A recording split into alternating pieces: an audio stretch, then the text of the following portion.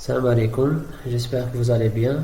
Dans ce cours, nous allons continuer avec les collections de données en ajoutant quelques concepts indispensables pour la manipulation des collections de données en Java. Nous allons donc aborder ces trois concepts-là. Comment itérer sur les éléments d'une collection, comment définir l'égalité entre les éléments d'une collection et finalement comment définir la relation d'ordre entre les éléments d'une collection de données ordonnées. On va commencer par le premier concept. Qu'est-ce que le parcours des collections? Tout simplement, c'est le fait de traverser tous les éléments d'une collection pour effectuer un traitement. Le parcours des collections se fait généralement de deux façons, ou bien à travers un objet appelé itérator, ou bien en utilisant la boucle for each. Dans ce qui suit, nous allons voir ça en détail. D'abord, on va commencer par l'itérator. C'est un objet issu de l'interface itérator, qui est une interface générique paramétrée par le type des éléments qu'on veut traverser. Cette interface expose plusieurs méthodes qui servent pour parcourir les collections. Les principales méthodes sont présentées dans ce tableau. On trouve la méthode hasNext qui renvoie un booléen indiquant s'il reste encore des éléments à parcourir, la méthode next qui renvoie le prochain élément et la méthode remove qui supprime le dernier élément parcouru. Passons à l'application.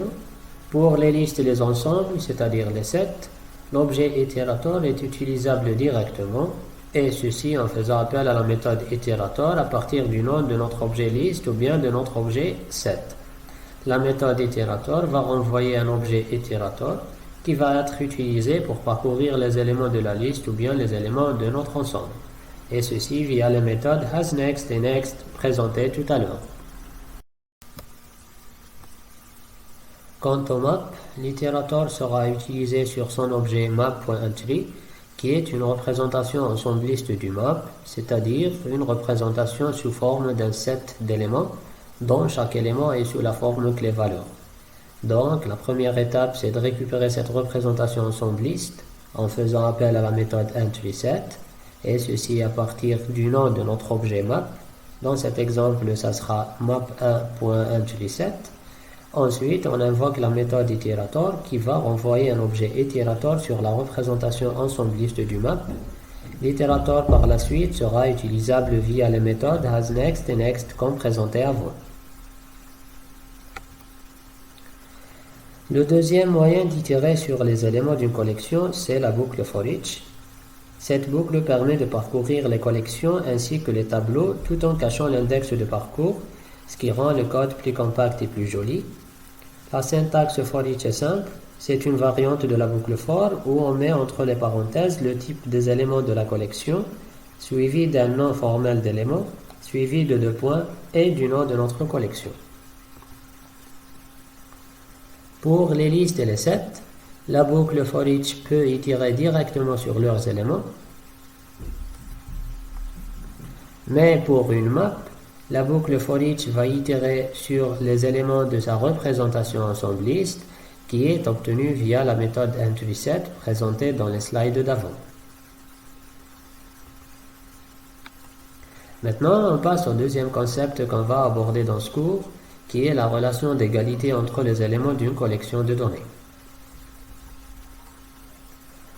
La relation d'égalité entre les éléments d'une collection de données est utile pour deux raisons.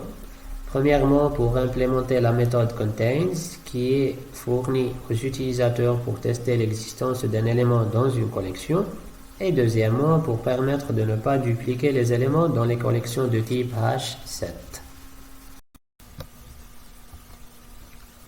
On va commencer par la méthode contains. Elle sert donc à tester la présence d'une valeur dans une liste ou dans un ensemble. On en trouve deux autres variantes, contains_key et contains_value, qui sont utilisées sur les maps pour tester la présence d'une clé ou d'une valeur respectivement.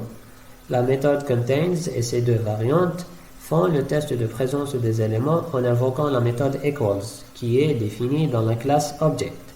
Cependant, pour avoir un résultat correct, la méthode equals doit être redéfinie et personnalisée dans la classe des objets qui vont être contenus dans la collection.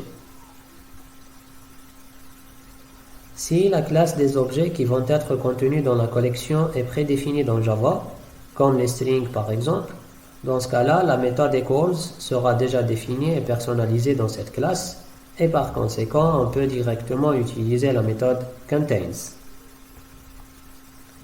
Par contre, si la classe des objets contenus dans la collection n'est pas prédéfinie, alors cette classe doit fournir une redéfinition de la méthode equals dans laquelle elle définit la logique d'égalité entre ces éléments.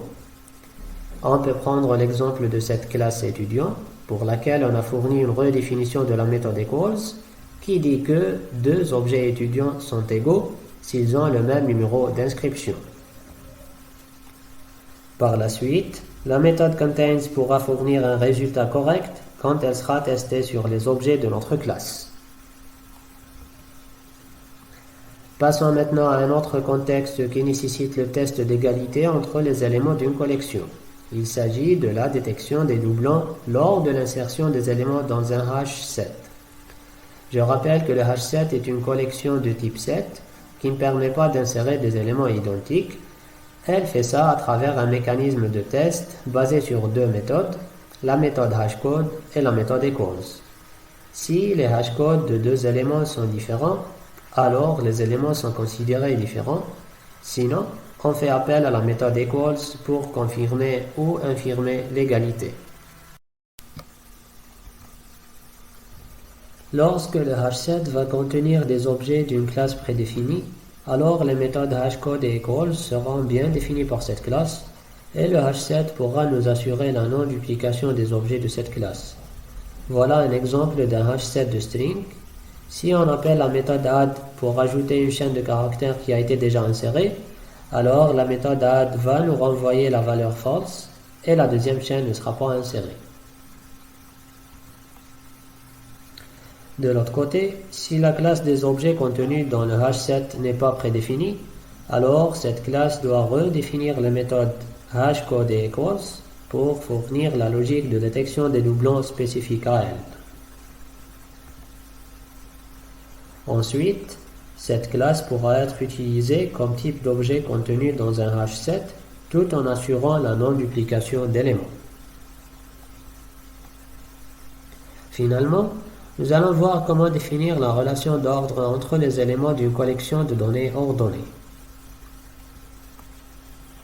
Premièrement, il faut savoir que les collections de données ordonnées définissent une relation d'ordre entre leurs éléments en utilisant la méthode compare_to, qui est déclarée dans l'interface comparable. Cette méthode doit renvoyer un entier négatif, nul ou positif, indiquant que l'objet appelant est inférieur à celui passé en paramètre, égal ou supérieur respectivement. Si la classe des objets contenus dans notre collection de données ordonnées est prédéfinie et implémente l'interface comparable, dans ce cas-là, la méthode compare_to sera déjà définie et on peut commencer à insérer des objets de cette classe dans notre collection.